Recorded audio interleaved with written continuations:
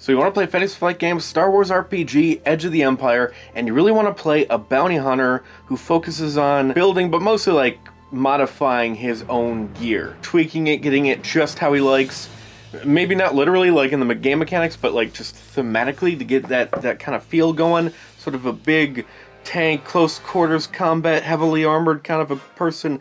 The Gadgeteer, I think they were, no, power armor, power something from Star Wars The Old Republic. If that talent tree, or is it a class? No, it wasn't an advanced class, now it's a class. Anyway, point is, Gadgeteer talent tree from the Edge of the Empire Core Rulebook is what we're talking about today. And yeah, they are a close quarters fighting, intimidating wall of metal with a bit of range, a bit of melee, a bit of both, some crowd control, and some techie-ish talents, but more in name and theme than actual, I'm good with mechanics checks, which that always annoyed me. When I was very first researching, reading about this game, oh, there's this Gadgeteer thing, and they're like part mechanic, part combatant, and like, it's a lie. It's all lies. They get mechanics as career skill. That's it. That's all they get. Mechanics as a career skill. The other like techie-ish related stuff they get a couple ranks of jury-rigged and Tinkerer, which I will never remember which is which, where one of them you could add improvements onto a weapon or armor or piece of gear. There's a list of what improvement means, like a little extra damage or dealing with encumbrance or that sort of thing. There's a couple different stuff with that. The other one will increase the hard points, the upgrade capacity of a weapon. So really it just makes your gear better.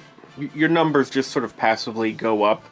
Basically, for the most part, that's all it really does. It doesn't help you with mechanics checks, but still, it kind of feels like you're a techie sort of who's always working on their own gear, and it's something, I guess. Also, sort of in line with this, we have Armor Master, basic and improved. Do we have the Supreme? I don't know. We don't have the Supreme. With both of these, when wearing armor, you're just more defensive. You're better at wearing armor than other people. One of them has a requirement for a certain type of armor you have to wear, which, to answer your question, 99% sure the answer is no on as far as the requirements. No, basic Armor Master does not help you meet the requirements for improved Armor Master. That doesn't make any sense.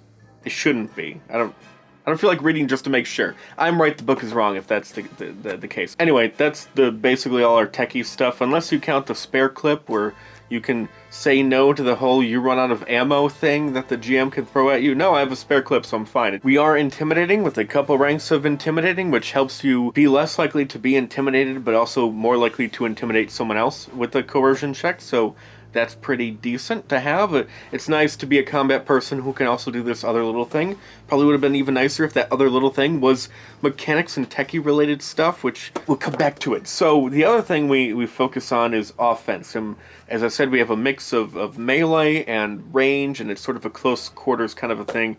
So with offense, we have point blank. We're better at shooting people up close. We're also better at shooting people in general with one of my favorite, arguably one of the best offensive talents, this, or true aim, although I don't think true aim applies to melee. This one is good in general. You pick a combat skill to specialize in, which I guess could be melee or ranged, whatever you want to specialize in. Pick a skill, and you just do more damage with that combat skill. So that's really, really awesome. Range light or brawl is probably where you want to put it.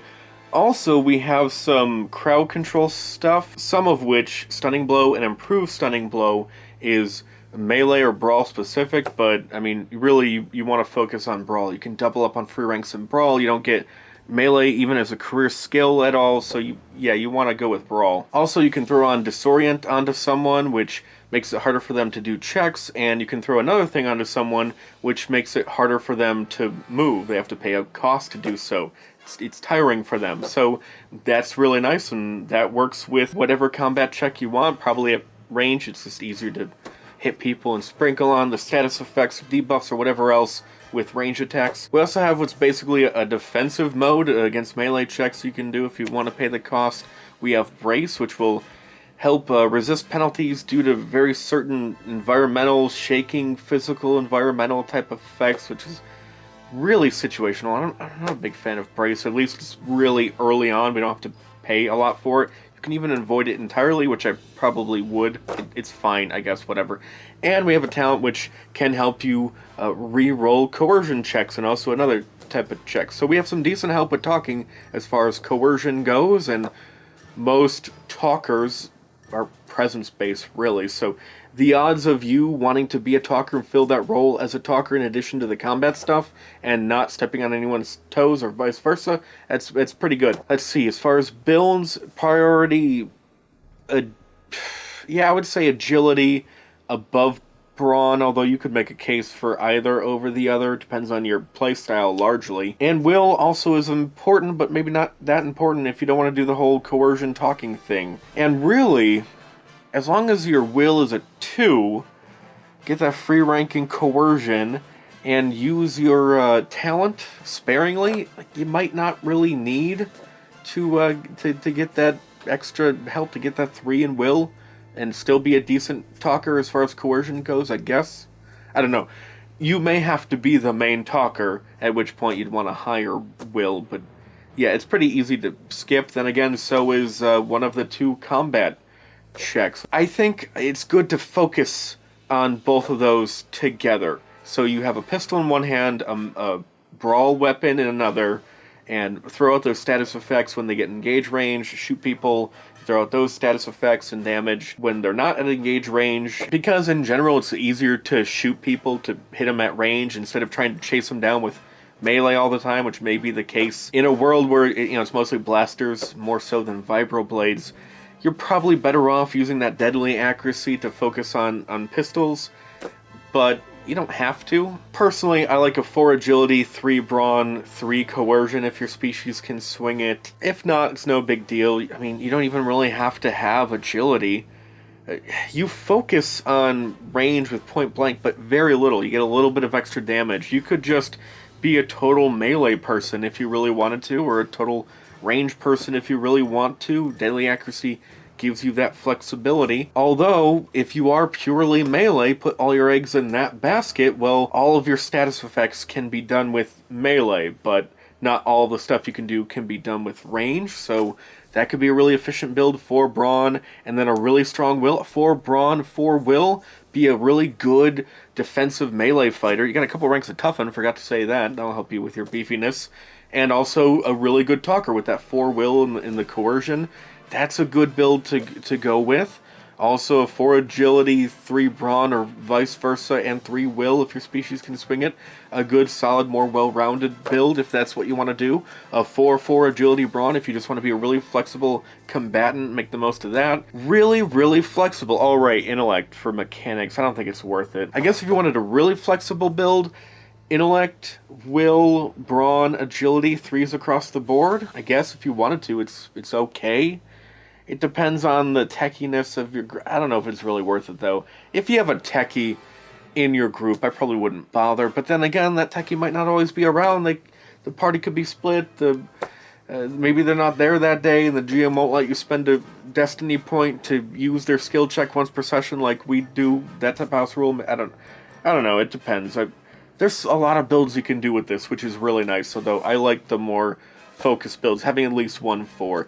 Really, I haven't seen that many trees where it's like, oh yes, absolutely a 4/3s build, it's going to be awesome.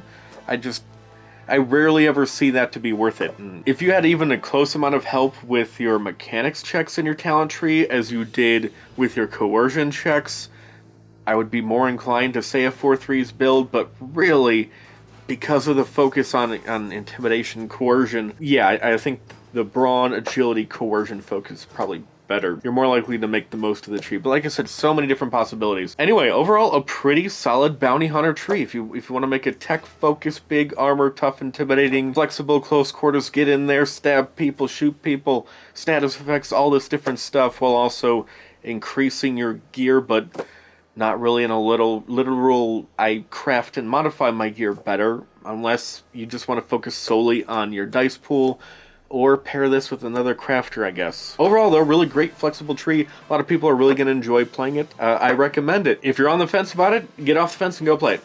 Alright, bye. If you're on the fence about playing this tree, get off the fence and go play it. Alright, bye.